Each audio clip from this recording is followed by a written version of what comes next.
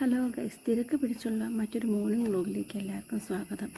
ഇന്ന് സ്കൂൾ വന്നിട്ട് 4ാമത്തെ ദിവസം കേട്ടോ. സ്കൂൾ വിടാനുള്ള തയ്യാറെടുപ്പിലാണ്. അവളെ ചെറുപയർ തോരനല്ല, മെഴുക്ക് പുരട്ടി എന്ന് പറയാൻ പറ്റും, നല്ലവണ്ണം വേവിച്ച് വെക്കണം, എന്നാലേ അവൾക്കത് ഇഷ്ടമുള്ളൂ. അതിനുള്ള പണി, അതിനുള്ള ഉള്ളിയരിയിലും കാര്യങ്ങളൊക്കെയാണ്. അതെല്ലാം സെറ്റ് ചെയ്ത് കുക്കറിനകത്ത് ഞാൻ ചെറുപയർ വേവിക്കാൻ വെച്ചിട്ടുണ്ടായിരുന്നു. അതേ വിസിലടിച്ച് ഞാൻ റെഡിയാണെന്ന് കുക്കി പറയുന്നുണ്ട്.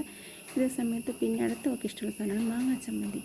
അതിന് വേണ്ടിയുള്ള സാധനങ്ങളെല്ലാം ഞാൻ എടുത്ത് വെച്ചിട്ട് ജസ്റ്റ് മിക്സിക്കകത്ത് കൊണ്ട് ഒന്ന് കറക്കിയെടുത്തപ്പോഴേക്കും മാങ്ങാ ചമ്മന്തി റെഡിയായി കേട്ടോ.